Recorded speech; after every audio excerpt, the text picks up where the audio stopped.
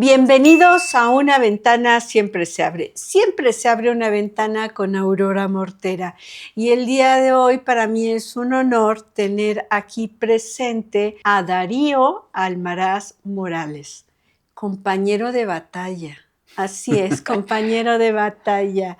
A él yo lo conocí en la unidad Centro Médico Nacional 20 de noviembre. Recuerdo con mucho gusto y muy especial cuando de pronto me llamabas y me decías: Aurorita, tenemos un niño que tiene tales características Eso, o que está viviendo tal situación. sí. ¿Podrías pasar por aquí para visitarlo?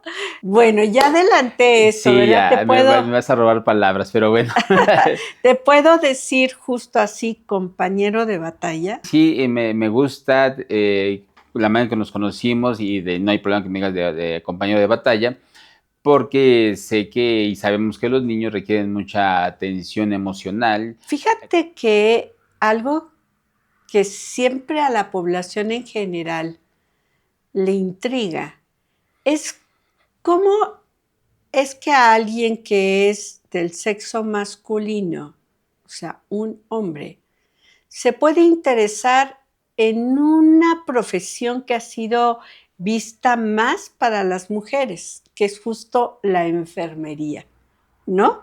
O sea, Sí, por todo el en mis asunto. tiempos sucedía eso, pero hoy día Sí. creo que ya no.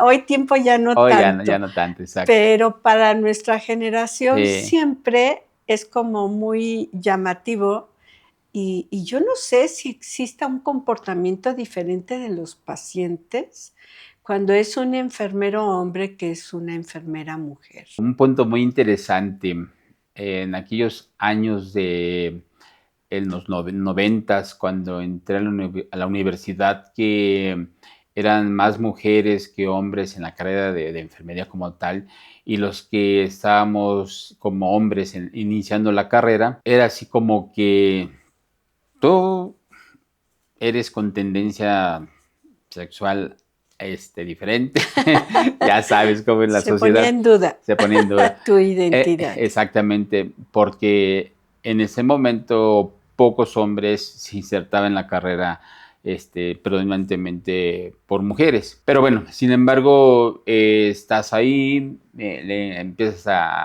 aprender cuidados de enfermería hacia el paciente que así lo va a necesitar. Y hago un pequeño paréntesis, en aquel momento salí de la universidad de la UAM Xochimilco y entonces quería hacer medicina. Por X o Y, me dijeron vete a hacer enfermería y vienes luego a hacer tu cambio, cosa que no fue así. Pero bueno, finalmente cursé enfermería sin mayor problema, con esas situaciones de compañeros, es que son esto, es que son aquello, les gustan los hombres, bla, bla, bla, todas esas situaciones que se da.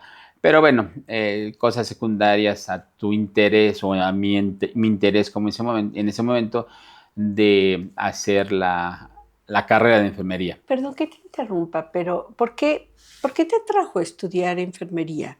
O sea, ¿fue porque era un trampolín para llegar a medicina o realmente consideras que tenías esa vocación para ser enfermero? Era algo que ya lo, ya lo percibía, sentía que quería estar en el área de la salud, etcétera, porque pues creo que me gusta y me fue gustando, fue apasionando la enfermería. Cuando empezamos a hacer las prácticas reales o presenciales con pacientes en unidades hospitalarias, en primer nivel de atención, etcétera. Y algo muy importante que me gustó y fue donde me fui apasionando de esta carrera, fue en el sentido de cuando empezó el VIH aquí en México, sí, Ok. que se empezaron a dar los primeros casos de este tipo de pacientes, etcétera, y que era una turbulencia, que VIH solamente a personas de preferencia sexual diferente, etcétera, etcétera. Ver y conocer, interrelacionarme con pacientes jóvenes con VIH en diferentes fases en las que estaban y avanzadas de las mismas, eso me gustó mucho, me fue apasionando. E incluso recuerdo que en ese momento reprobé un módulo y de ahí hice un trabajo con desarrollo y atención al paciente con VIH y pues me gustó mucho. Y entonces siempre lo vi así como el paciente vivo y que está anunciada su muerte. ¿Qué emoción te producía a ti el saber que ese paciente tenía altas probabilidades de morir? Me causó un impacto muy, muy fuerte.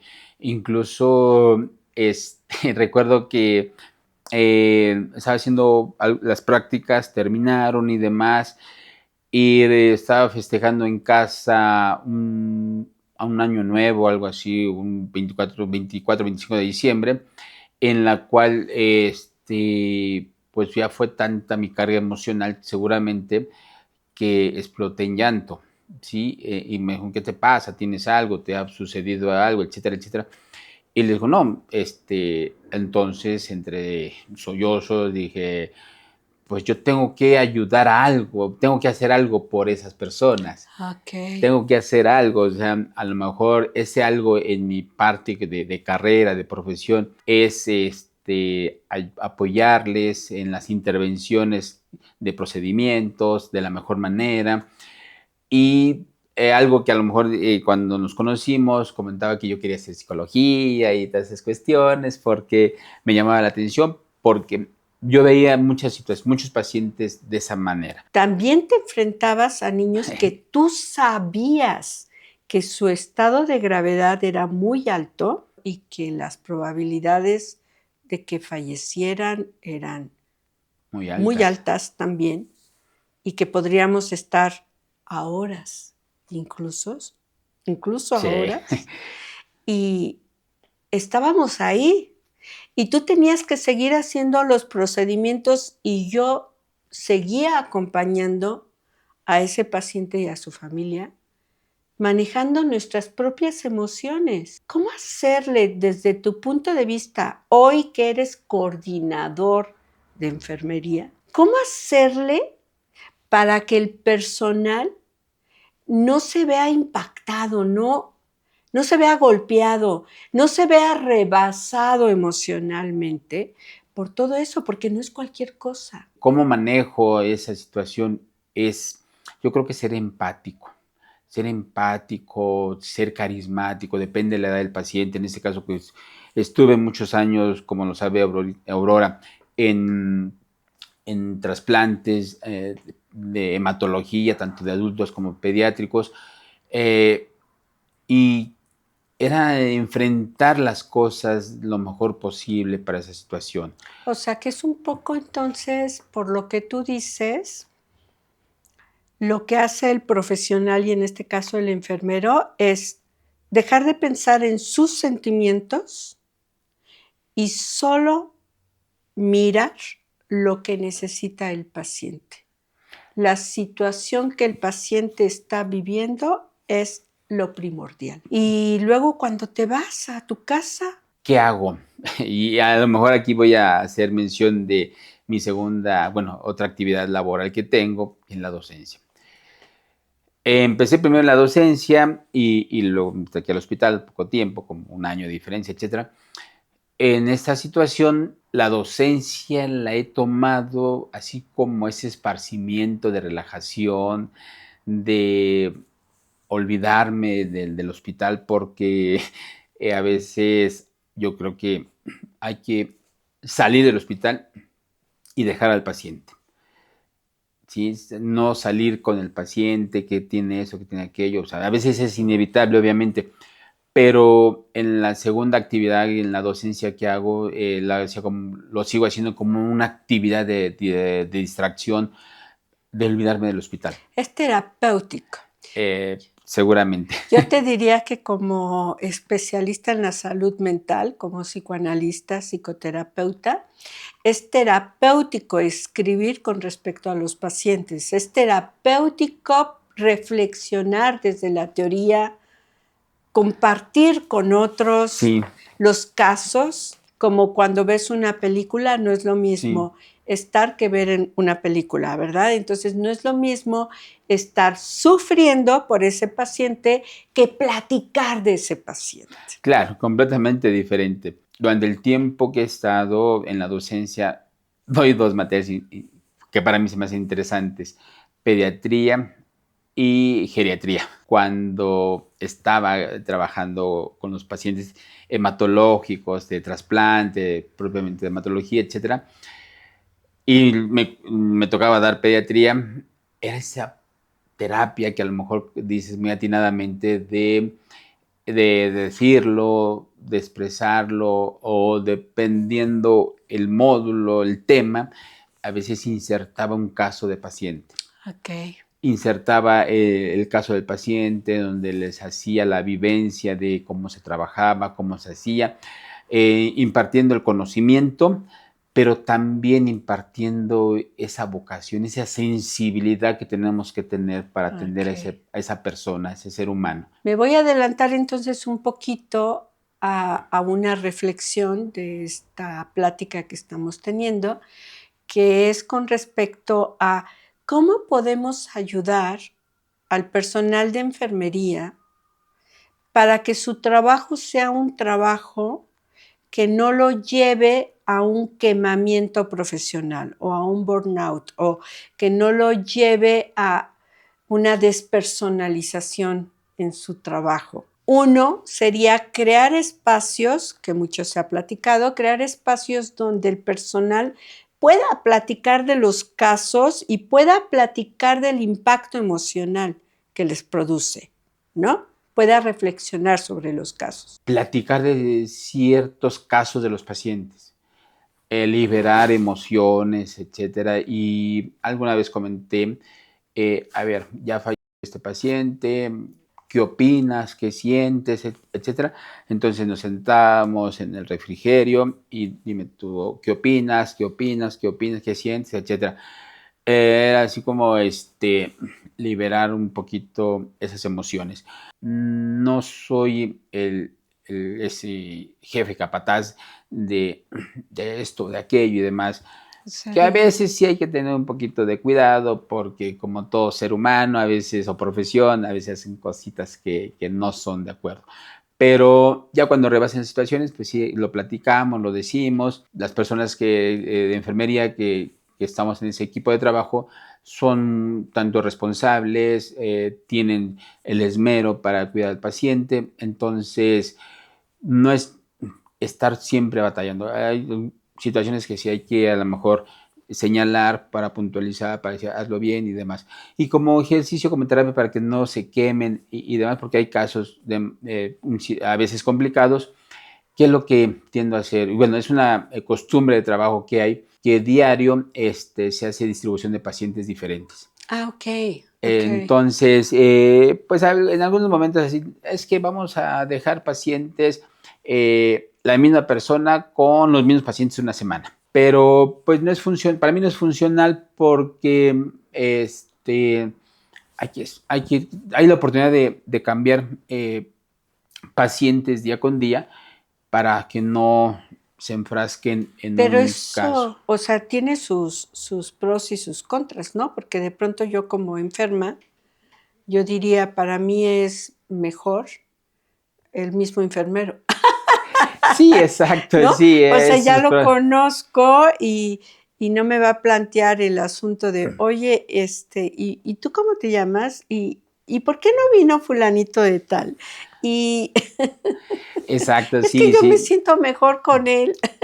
Sí, es muy cierto lo que dices, sí, es muy cierto lo que dices. A veces, dices, bueno, pues que también hay que cambiar porque para evitar ese agotamiento emocional, O sea, que hay porque, que estar considerando las dos cosas, exacto, entonces entonces. hay que evitar ese agotamiento porque hay situaciones a veces complicadas o incluso hay pacientes, no les llamo demandantes, es una palabra que igual no, para mí no cabe, ¿no? Pero si el paciente solicita algo es porque su estado lo está pidiendo, lo está ameritando.